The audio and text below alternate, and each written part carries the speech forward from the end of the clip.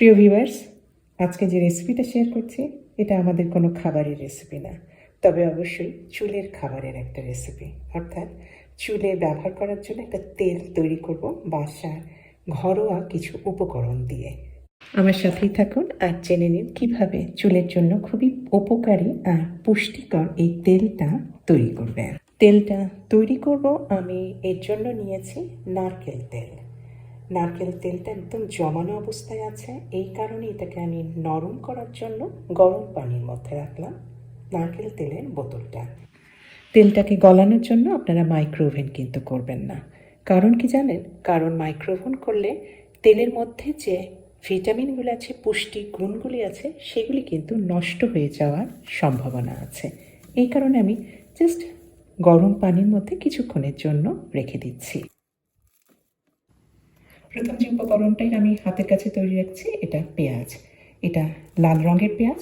লাল রঙের পেঁয়াজ কিন্তু আরও বেশি পুষ্টিগুণে ভরা। যদি পান তবে এটা ব্যবহার করতে পারেন, আর যদি হাতের কাছে না থাকে সেক্ষেত্রে নর্মাল যে সাদা পেঁয়াজ আছে সেটাই ব্যবহার করতে পারেন। তেলটা হালকাভাবে আঁচে ফুটাতে হবে, এই কারণে প্রথমে আমি একটা হাঁড়ির ভেতরে তেল একদম নরম হয়ে গিয়েছে গরম পানিতে রাখার পরে আমি জাস্ট 2 বোতল নারকেল তেল, এখানে 2 কাপ পরিমাণ নারকেল তেল হয়েছে, আমি হাঁড়িতে রাখলাম। এখন পেঁয়াজগুলি সব দিয়ে দিয়েছি, কাটা পেঁয়াজগুলি দিয়ে দিয়েছি। এখানে 2টা মাঝারি সাইজের কাটা পেঁয়াজ আছে। 1 চা চামচ উঁচু উঁচু করে দিয়েছি এটা কালো জিরা। কালো জিরার তেল কিন্তু চুলের জন্য খুবই উপকারী। 3-4টার মতো দিয়েছি লবঙ্গ, আর 1 চা চামচ পরিমাণ দিয়েছি গোটা মেথি। আর এই গুঁড়া মতন যেটা আছে 2 চা চামচ পরিমাণ দেব, এটা হচ্ছে তিসি। এটা গুঁড়া করা আছে, আমি গুঁড়া অবস্থাতেই কিনেছি। আপনারা কিন্তু গোটা যে তিসি পাওয়া যায় সেটা গুঁড়া না করেও 2 চা চামচের মতো দিতে পারেন। আরও একটা উপকরণ, এটা হচ্ছে কারি পাতা। আমি ফ্রেশটা ব্যবহার করছি। ফ্রেশটাই কিন্তু ব্যবহার করবেন, শুকনো কারি পাতা ব্যবহার করবেন না। এটা ফ্রিজে ছিল, রঙটা একটু কালো হয়ে গিয়েছে। কারি পাতা আমি প্রায় মুঠো খানিক পরিমাণ দিয়ে দিলাম। সমস্ত কিছু দেওয়া হয়ে গিয়েছে। এখন এটা আমি চুলায় জাল দেব, সিমারে রাখবো, অর্থাৎ মিটি মিটি করে জাল দেব। তেল যেন একদম টকবক করে না ফুটে। হাই হিটে কখনোই রাখবেন না, আস্তে আস্তে।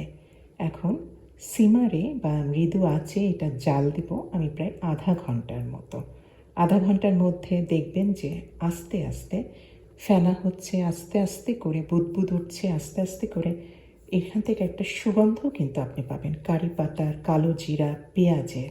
আর এগুলি কিন্তু আস্তে আস্তে রঙগুলি সব চেঞ্জ হতে থাকবে, আর তেলের রঙটাও কিন্তু চেঞ্জ হতে থাকবে। প্রায় আধা ঘন্টার মতো আমি এভাবে মৃদু আঁচে জাল দিয়েছি। সারা বাড়ি কিন্তু একটা হালকা সুগন্ধে ভরে গিয়েছে। আমার জাল দেওয়া হয়ে গিয়েছে, তেলটা তৈরি হয়ে গিয়েছে। এখন এই তেলটাই সংরক্ষণ করতে হবে। আমি বয়ামেই সংরক্ষণ করছি, যে বয়াম থেকে আমি নারকেল তেলগুলি বার করেছিলাম। ছেঁকে নিতে হবে, ভালোভাবে ছেঁকে নিচ্ছি। আর সংরক্ষণ করার কিন্তু আর একটা উপায় আছে। এই যেহেতু বোতলটার রং ট্রান্সপারেন্ট অর্থাৎ সাদা, অর্থাৎ আলো ভেতরে প্রবেশ করে, আলো যেন প্রবেশ করতে না পারে, এই কারণে আমি 2টা বয়ামই কিন্তু অ্যালুমিনিয়াম ফয়েল দিয়ে মুড়ে দিচ্ছি।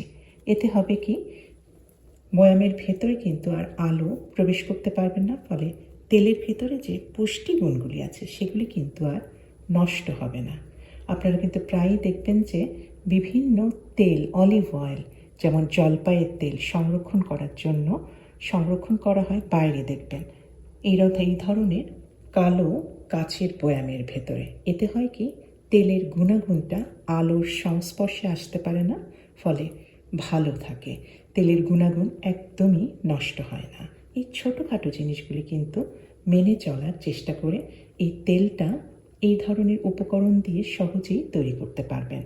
আর আমি এই তেলটা সংরক্ষণ করব, এখন গরম অবস্থায় আছে, সংরক্ষণ করব ঢাকনা দিয়ে ঢেকে নর্মাল ফ্রিজে রেখে। আপনারা বাইরেও রাখতে পারেন, তবে এই রিস্কটা আমি নেই না, হয়তো যদি নষ্ট হয়ে যায়। এই কারণে সেফ সাইডের জন্য আমি বলবো আপনাদেরকে নর্মাল ফ্রিজে রাখতে। জাস্ট ব্যবহার করার আগে শক্ত হয়ে গেলে সেটা আস্তে করে উঠিয়ে নিয়ে আপনারা আমি এভাবেই আবার হালকা গরম পানির মধ্যে রেখে এটাকে লিকুইড করে ফেলছি। আমি কখনোই কিন্তু এই ধরনের তেল চুলায় আবার ফুটাই না অথবা মাইক্রোওভেন করি না। এগুলি করলে কিন্তু তেলের মধ্যে পুষ্টিগুণটা নষ্ট হয়ে যায়। আশা করি আজকের রেসিপি পছন্দ হয়েছে। আমার মনে হয়, আর এই তেলটা বলতে ভুলে গেছি, সপ্তাহে অন্তত পক্ষে 2 দিন ব্যবহার করার চেষ্টা করবেন। ভালোভাবে মাথা ম্যাসেজ করে নিয়ে 40 থেকে ঘণ্টাখানেকের মতো রেখে শ্যাম্পু দিয়ে ধুয়ে নেবেন। আশা করি আজকের এই চুলের তেলের রেসিপিটা আপনাদের উপকারে আসবে। সবাই ভালো থাকবেন। আল্লাহ হাফিজ।